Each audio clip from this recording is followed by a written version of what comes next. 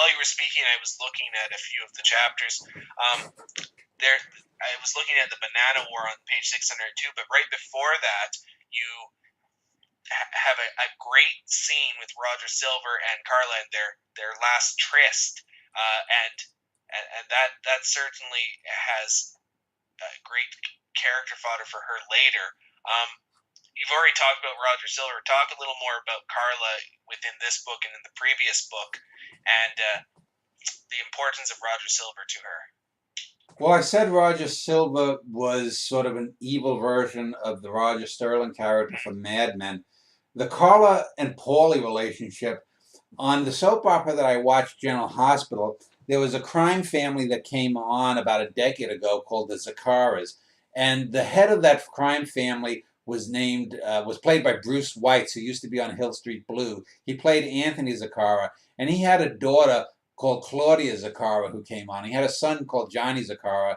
Claudia was played by a really great actress named Sarah Brown. She's one of the really great actresses that was on daytime. She's as good an actress as the gal who played Anne of Green Gables.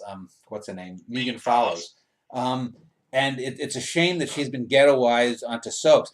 She had originally played a bad girl character called Carly.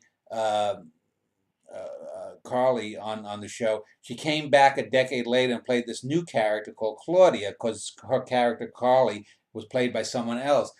And even though Carla Marrivelli was written before the character of Anthony Zaccara on General Hospital was created, and in my mind, I never had a clear view of who Carla Marrivelli was. When I saw Bruce Weitz, and you can Google this later or after the interview or now, if you look up Bruce Weitz, Anthony Zaccara, or Bruce Weitz General Hospital, I've used his face on a few of the videos that I've done from these interviews talking about Carla Marrivelli. To me, Bruce Weitz is about 5'5" or so. He's short. He's a Jewish guy, but he looks real Italian. And the Claudia Zaccara character, if you look up Sarah Brown, Claudia Zaccara, you'll see she had started out as a blonde playing Carly in the 1990s. When she came back as Claudia Zaccara, she was had this dark hair. And in my mind, even though the characters are father and daughter on the show, I said they would be an interesting dynamic if I had a character like Claudia married to this old man. And so that's the idea. Because in my short stories, I had it that Paulie's first wife had left him, and he had ended up possibly. We find out through one of the short stories he had her killed a couple of years later with her lover. And so Paulie, by the time the late '60s comes around, hasn't been married for 10 or 15 years or something, and so I wanted to have a young Spitfire bitch that would sexually excite this old man who's suffering probably from impotence and from prostate problems.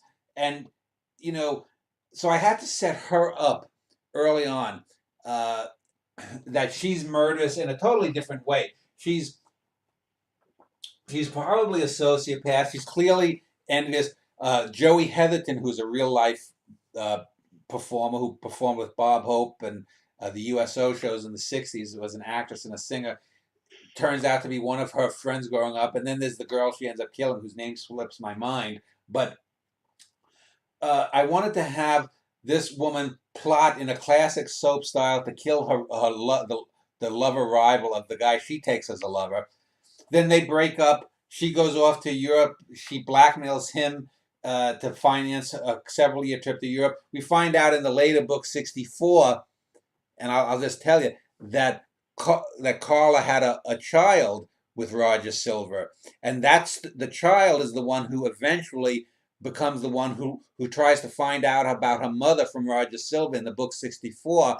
And in doing so, she hires someone to look into her mother's past. That person she hires is investigative journalist Manny Cole. So that's the reason that Manny Cole wrote the quartet, supposedly, is that he was hired by Carla Marrivelli's daughter to find out about the mother she never knew. But that's all in a later book. And you can see how I use these common soap opera tropes, these melodramatic tropes, in more real dramatic ways. Carla, though, disappears for like 2 years. I think it's from about. I think it ends in 64. It ends in 64. She's gone for 2 years in Europe. We find out she's had some affairs with princes and whatnot because she's a sexy, busty, vivacious 1960s woman in the Bridget Bardot kind of mold, who's also a sociopath. When she comes back into town, she ends up meeting Paulie. They have a brief marriage. I actually have two different versions of how they met. We don't know which is the real one, and that's organically an interesting thing too, is because I'd forgotten that I had written one of the ways that they met, and when I did so, I had to go back and rewrite it. Instead of getting rid of it, I said, well, "No, this is good because it's where I made an error in plotting, but I incorporated into it. One of them I made more dreamlike, and it works because it gives a sense of Paulie and Carla, and the dubiousness of their marriage, especially when he then takes another love and has a child with her, and she's looking to find it out. She then plots to kill Paulie, which brings in Tony Luft, who's a dumbass, but is smart enough to know that he's not going to try to take out Carla Marrivelli. He goes to Paulie, who then wants Luft to take her out. But ironically, it's Big Frank who ends up taking out Carla and Paulie's lover and Paulie's child with his lover. So you get all of these layers coming together, and the end scene for Carla is my way of saying a fuck you to the Hollywoodization of babes in heels, because Carla is constantly shown as a sex object. Every man who sees her desires her. Roger, Paulie, Tony Luft, Big Frank, they almost instantly bed her when they have the chance to. So she's this gorgeous brunette, busty. In my mind, she's a Gina Lola Bridget, a Sophia Loren type. It's very similar to maybe this character of Claudia, played by Sarah Brown, the actress. But in the end, she comes home to her apartment, and in a sense, she's caught from behind by Big Frank, and she's held up, and literally held off her feet, and so he's basically strangling her there. And when he drops her, she thinks it's some kind of sex game, and then he just punches her face in, pushing her nose into her cranium, and she's dead. In just one blow, this big ape, Big Frank, just totally destroys this woman. And even though we know that she's a murderous bitch herself, you kind of feel sorry for her because Big Frank is on a different level of evil than she is. Yeah, you mentioned Tony Luft with Carla. As great as the Christmas sequences are with Tony Luft, I think the standout scene for him is with Carla, where he's rejected by her, and you already mentioned only Tony. Where else can you get a guy who's being rejected for a hit than trying to pick up his would-be employer? Yeah, and it humanizes her too at the same time. You don't know exactly why she.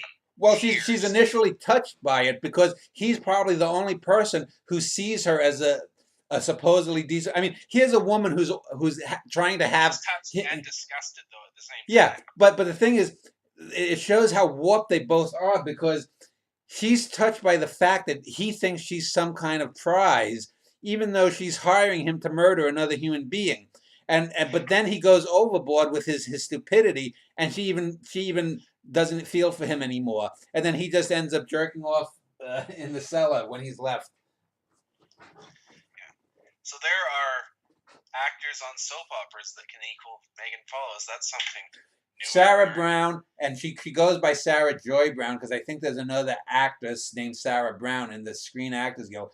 The two young actresses, young 40ish, in their 40s, but the two actresses that I would love to get more than any other would be Megan Follows, 1, and Sarah Brown, number 2.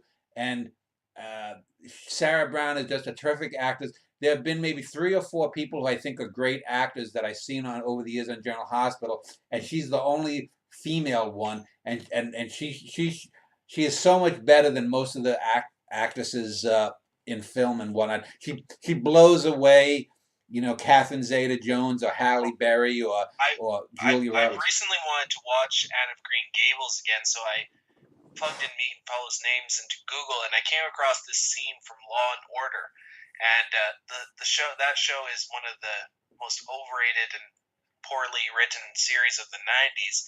But I turned on a clip, and she's starring in it, and I assume this is what you're talking about with Sarah Brown. The writing is absolutely shit, but she elevates it to such an extent that she makes it passable. At least I'll go her you one better. character.